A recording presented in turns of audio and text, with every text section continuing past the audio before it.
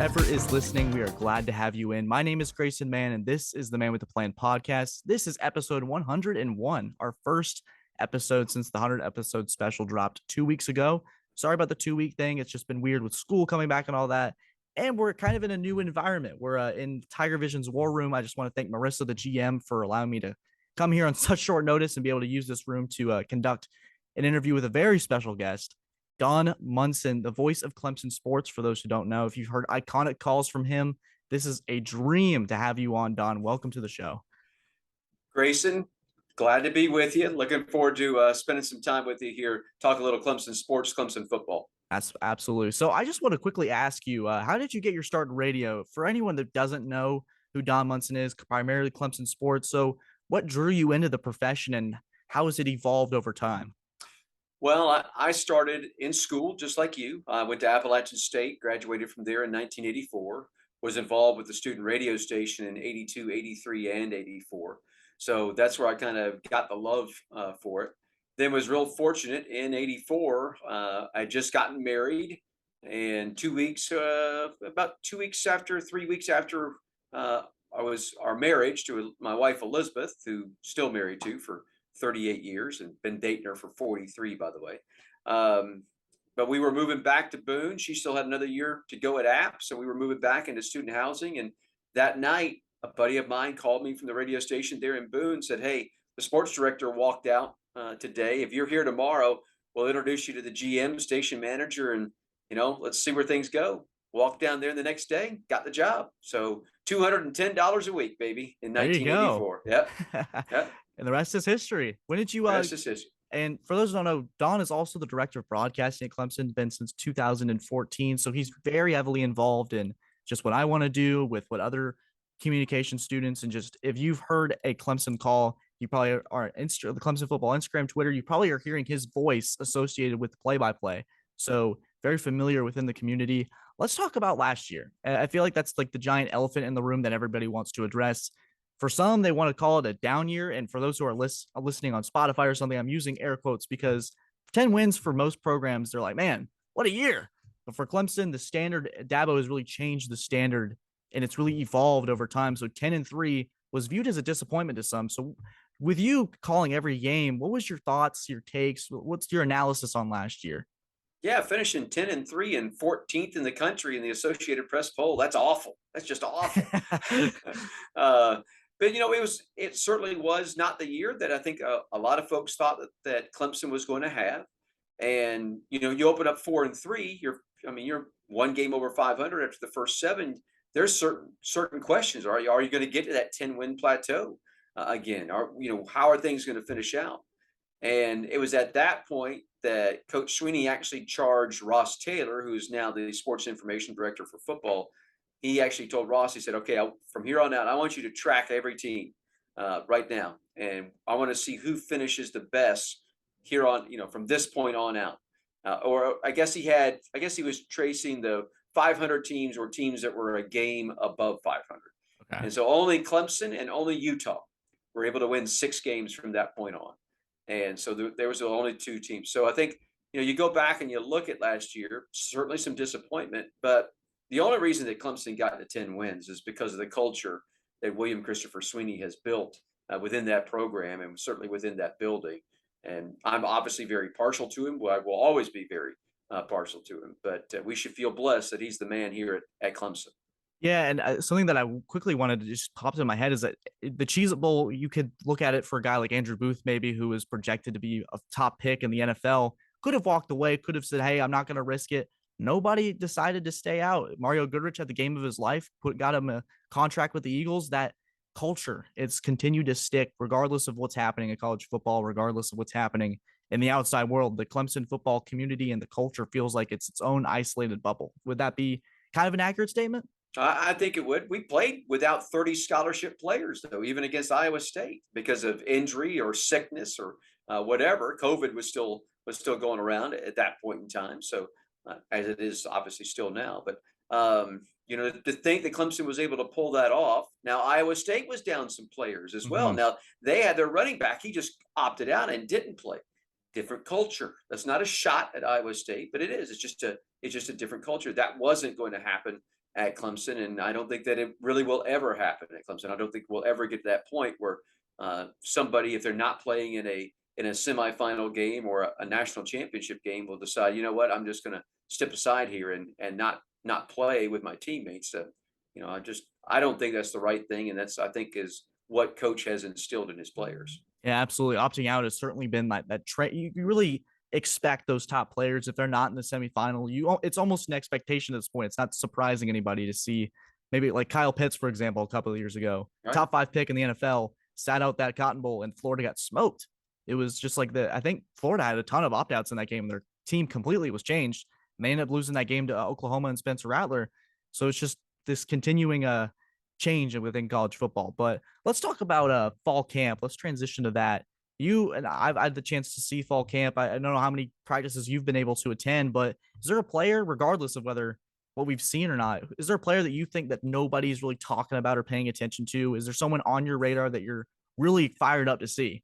And I don't think that exists anymore, to be perfectly honest with you. I mean, there's too many people out there. Social media's, I mean, believe me, there's 135 players on the team. I bet you all 135 have been mentioned some way, shape, or form during August camp. So I don't think there is that one player that's out there anymore. Probably the most surprising player, though, right now that is back and practicing with the team is Adam Randall. The fact that the big freshman wide receiver coming off the ACL injury back in the spring is already back out there. He's actually running with the scout teams. So he's going through drills. He's cutting. He's moving. They're gonna use the next couple of weeks here with him to see how, just to kind of get him back a little bit into game shape, and then maybe against Louisiana Tech when they come here on the 17th of September, they'll turn that beast loose. And that's probably the player that I'm really looking for, because he was having such a really good spring before the injury. Yeah, it's really fascinating to me to see how the treatment at Clemson. You look back at Fumachan last year, tore his Achilles, I believe, in the spring, if that's correct, is back in September. Amari Rogers, I believe an ACL injury or Achilles injury, something along those lines that should be season ending. They're returning like that, and it's unbelievable. I don't know what they're doing, what the whole process is, but it's just crazy that the whole quick timeline and turnaround for an injury that's it's usually associated with just a year and it's season ending. Bigger, better, stronger athletes is really what it's coming down to. Although I will say that I'm probably one of those that would say sometimes they're too big, because I don't know the skeletal system of the human being can kind of withstand the muscle buildup. Certainly, you see that with tendon injuries and that kind of thing. So right, there has to be a balance. I think there has to be a balance that is there. Sometimes when you see these guys that are only at 4%, 5-6% body fat, I just don't know that they can maintain that. Those are usually called quote unquote high maintenance guys, and so their hamstrings will get pulled, or they're just little nagging injuries usually really get those guys. Not saying that you should be fat, not saying that, but you can be in shape, but sometimes you almost get too lean. Right. Yeah. I mean, I can attest to that. I'm a skinny kid myself on the football field. It was like, well, people would make jokes, and there's a pretty bad picture of me freshman year. It's like, is someone feeding this kid? Like, what's going on here? So it's certainly, it's not on that same level, but I can very much relate to that. Hey, you're like Hunter Renfro. Eric McClain thought that he was one of the trainers and asked him to go get him some water his first year here. So that changed a little bit. Yeah, Hunter Renfro. How about that with the NFL? That's unbelievable. He's earning the respect of many around the league. I knew Hunter was that guy, but it certainly is picked up in the NFL. He's almost transcended a lot of expectations. Yeah, he's unbelievable. He's a better person than he is a player, which is, I think, that everybody should point out. But he's a guy that's just believed. I mean, that's part of the culture here at Clemson. Coach Sweeney actually brings a believe sign that he puts in front of the guys every team meeting. It's sitting right there. And Hunter is the epitome of that. He's always believed in himself, always believed in his talent, and it's certainly paying dividends right now. He just signed a $60 million contract. So not too bad. Not too bad. Nice payday. Yeah. So I don't know if there was a player in the country last year, and maybe you want to counter or maybe challenge this. I don't know if there was a player that was more scrutinized last year than DJ. In the times that you've been able to talk to him since the season's ended, or what based on what you've seen, what do you think his attitude is toward that noise, and how excited are you to see what could be a major revenge tour for number 5? It's interesting because the two most under the spotlight players in college football last year, you could argue, are playing right now here in South Carolina. Spencer Rattler at South Carolina as quarterback for South Carolina, DJ Uiagalelei here at Clemson. And so, but there was, DJ will tell you that, yeah, some of it was on him, but there was also so much of it that was out of his control. To think that you started 6 different combinations in the first 7 games on offensive line. You were down to 3 scholarship wide receivers basically for the last 3 or 4 games of the season. At no time was every running back dressed for a game. There was injuries that was in the running back core as well. So it was kind of the perfect storm that came together. But I will tell you that it's put a big chip on this offense. And every player that's over on that offensive side wants to prove, hey, last year was an anomaly. It's not going to be, this is not going to be the routine. That was just an anomaly. And they're looking forward, I think, to really getting things going here, particularly Monday night in Atlanta. Yeah, the attitude certainly around Clemson football has just been that perspective and how they've kind of grown from last year and saying, hey, we can't control everything, but going through a season like that where there are a ton of challenges, whether it's in your control or out of your control, it certainly is. And DJ told me this in Charlotte. It's given him a new perspective for winning and a new appreciation. No, I don't think there's any doubt. Plus, there was just a lot of off-field stuff. I think that most Clemson fans will know what I'm talking about. When you have stuff going on in your household and between parents, that, believe me, for a young man at the age of 19 that also has the weight of the world on his shoulders anyhow as a star quarterback for one of the top football teams in America, there's a lot that was going on in DJ's head last year.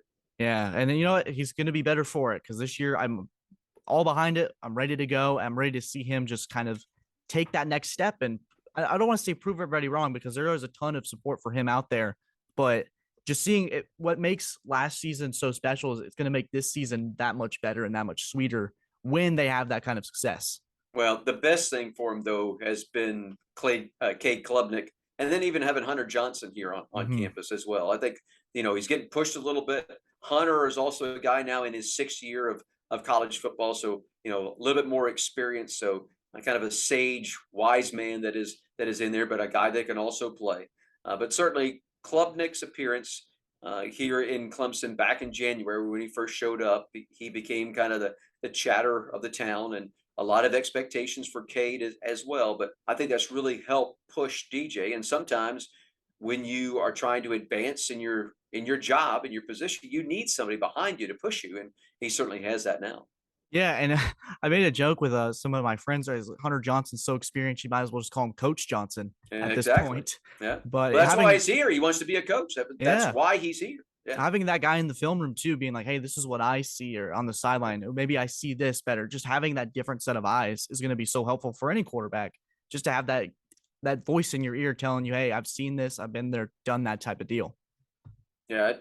And he is, it was funny. I was at dinner. I got to go to the senior dinner the other night that Coach Sweeney holds at his house. And, he's sitting there at the table. Hunter Johnson's the answer to a trivia question, by the way.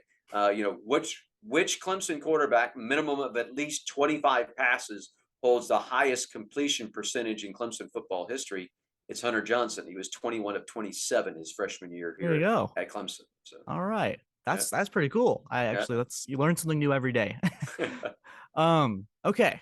This is going to be fun because there's a lot of great games on the schedule this year for Clemson. You could look at NC State. You can look at traveling to Notre Dame once again, Miami, the emergence of South Carolina with Spencer Rattler. If you had to predict on the schedule where Clemson could face their toughest challenge or maybe be their toughest opponent, where would you probably foresee that and why?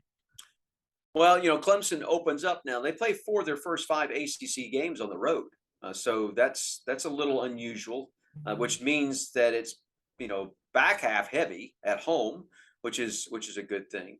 But to me, I've kind of circled the game at Boston College. I really like what Jeff Hafley is doing there in Chestnut Hill with the program.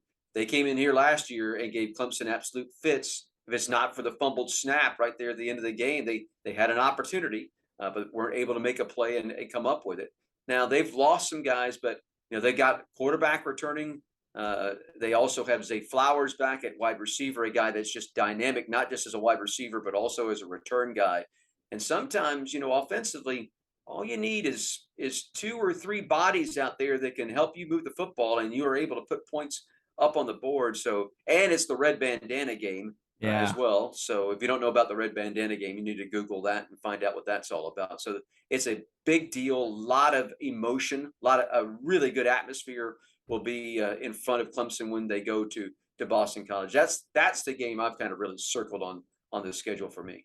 Yeah, for me, I feel like I'm circling. I'm not going to try to circle NC State. I'm really curious to see how Notre Dame goes, just because of the full circle that I feel like, and that we just talked about it with DJ, where he came out and it's not often for a freshman, regardless of who's in the stands, because it was a limited attendance in 2020. But he had one of the best games that I've ever seen from a quarterback, just in terms of the pressure and just being thrown out there. I know he had the game against Boston College, but you go into South Bend, a Notre Dame team that made the playoffs that year, and performed the way he did. I know they didn't win the game, but it was an unbelievable performance just being able to have DJ from freshman year to junior year to see where he's gone in his journey. That's what I'm looking forward to.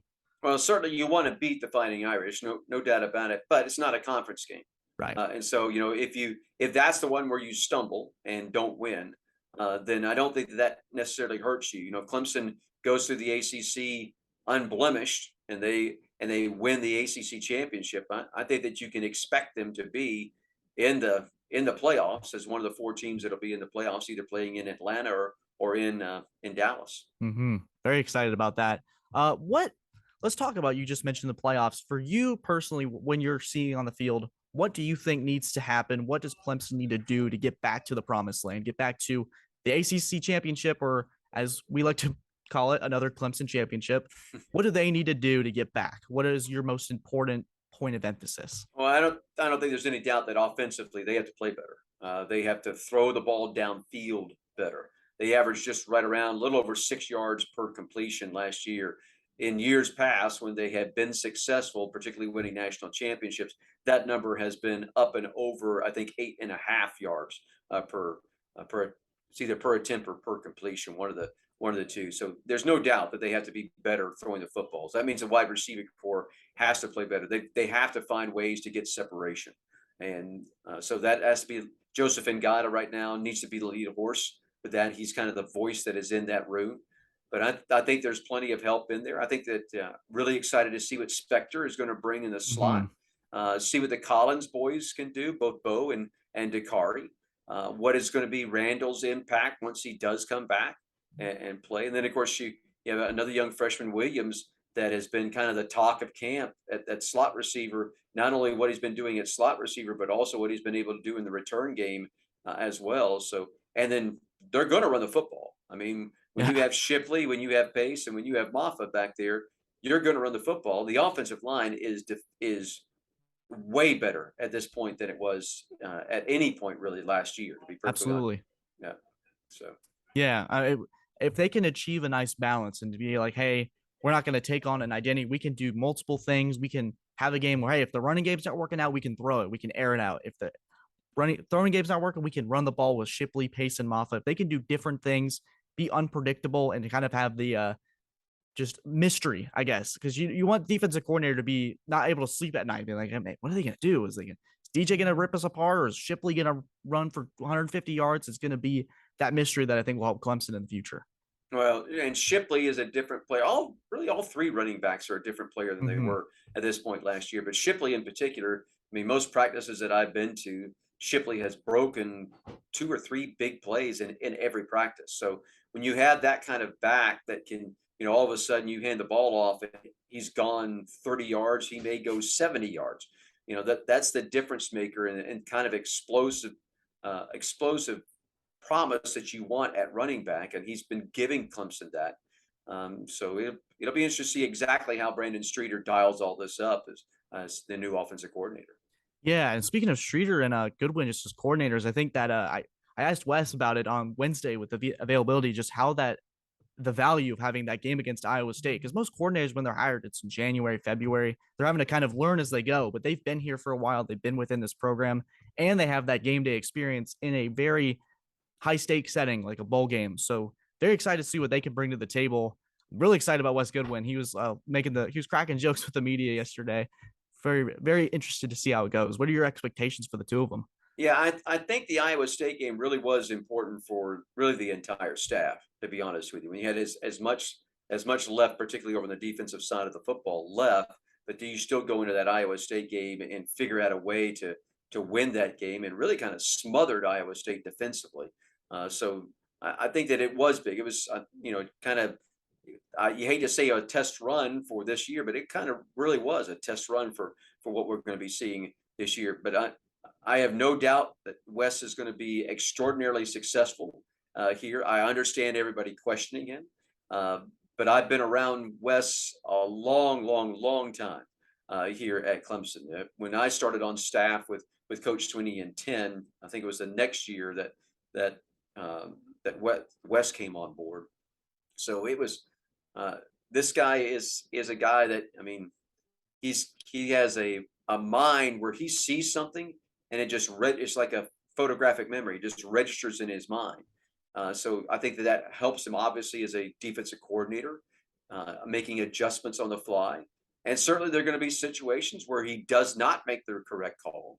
But, 97% of the time, I think that he is going to make the correct call. Brent Venables didn't always make the correct call. I mean, he didn't. It didn't always happen that way. So, and Wes has learned from good people. I mean, he's been not just Brent, but he's been around Ellis Johnson, who, if you know college football, Ellis, a tremendously successful defensive coordinator.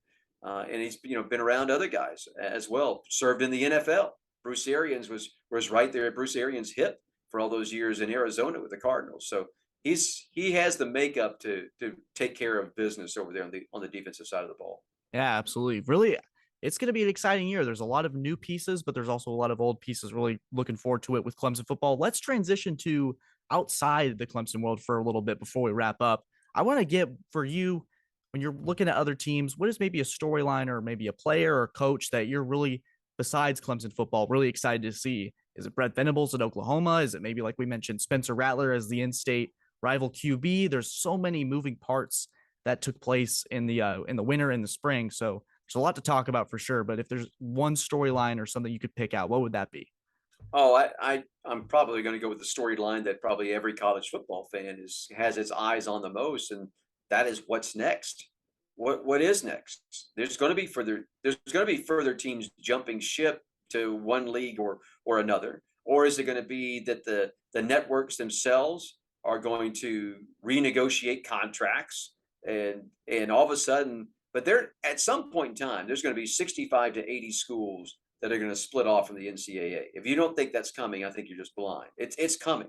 Mm-hmm. They will form their own governance body, and they will have championships in every sport. Now, in football, I would expect it to advance on to probably an 18 playoff to begin with, and then maybe it rolls to 12 or 16. That's probably about as large as I would see it getting.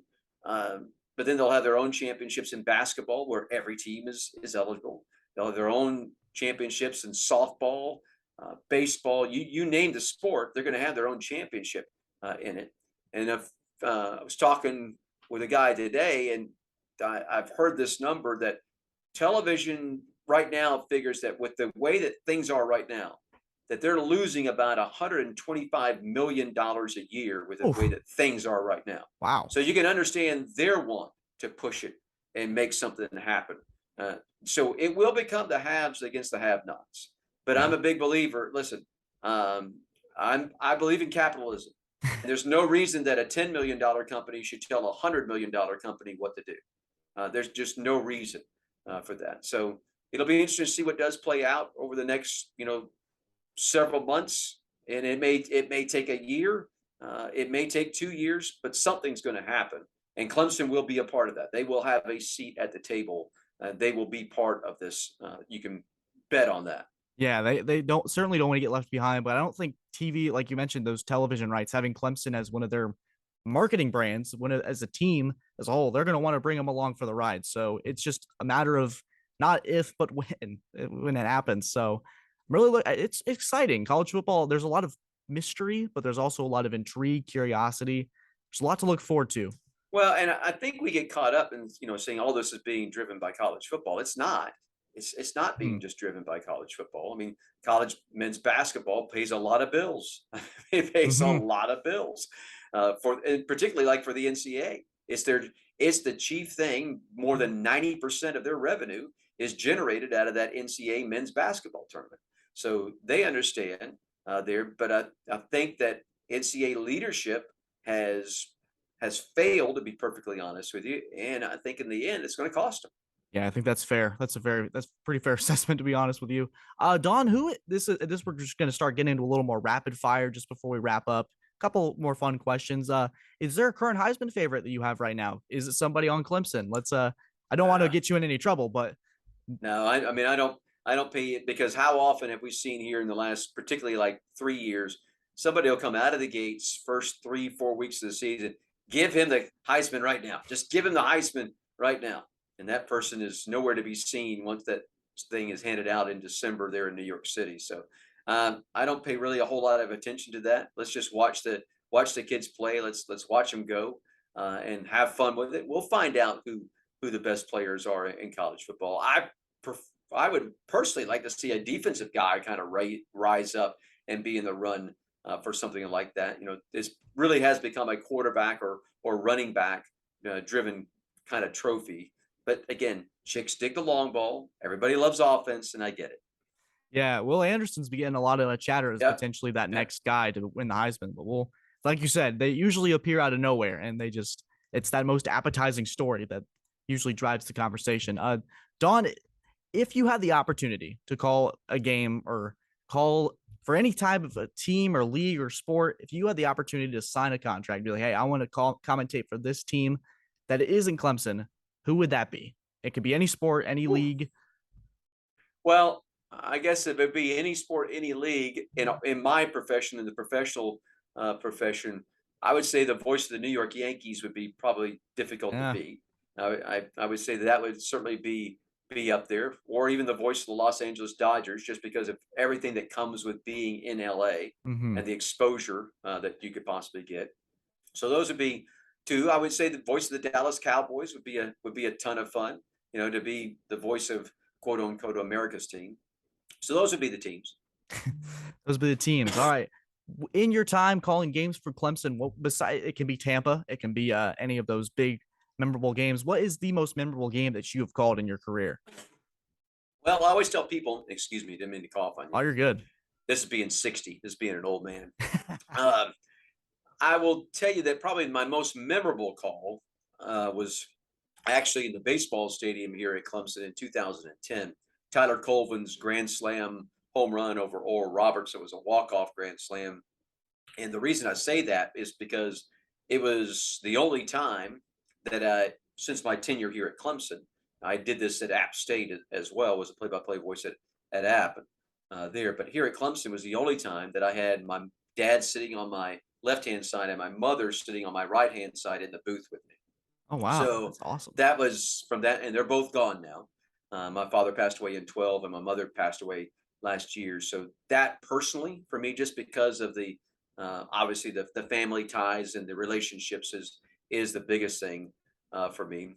Then after that, I would probably say the the game in Tampa in 16 certainly was thrilling, and but I probably took more satisfaction out of the 18 game Oh yeah. in San Jose, and just because of the way that it was done, because nobody was giving Clemson a chance. That was supposedly the greatest Alabama team, the greatest football team of all time, and Clemson was a double-digit underdog, as a matter of fact, going into that game. And Yep. to see Clemson rise up and smash Alabama, and to this day, and I get it. I wear orange-colored glasses, and I get it, and so I'm biased that way. But to this day, I still don't feel like that team gets the recognition that it deserves. The first team to ever go 15-0 and to destroy Alabama the way that they did was pretty remarkable.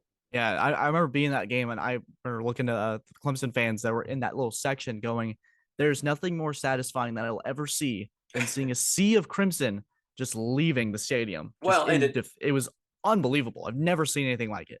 and to take the ball at the 2-yard line or 1-yard line, whatever it was, and run out the clock in 10 minutes. They took the last 10 minutes off the clock and took a knee inside the 10-yard line. They could have scored more on Alabama. Matter of fact, I was cheering for them to throw it to Will Sweeney. Let's get him a touchdown in the game. So I was egging that on, but it didn't happen.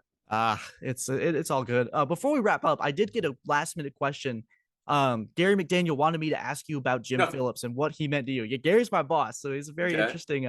He wanted me to ask you about Jim Phillips and what he's meant to you in terms of the play-by-play and the voice of Clemson sports. What was his legacy mean to you? His legacy means everything to me. I tell people this all the time. I say this all the time at speaking engagements. I'm not the voice of the Clemson Tigers. I'm just the play-by-play guy here at Clemson, and I'm occupying Jim Phillips' chair. Jim will always be the voice of the Tigers. For 35 years, he did it, and he did it with all of his heart and soul from 1968 until his untimely death in 2003. But he meant quite a bit to me, particularly like the last 3 or 4 years of his life. Matter of fact, the day that he passed away, I had lunch with him that day.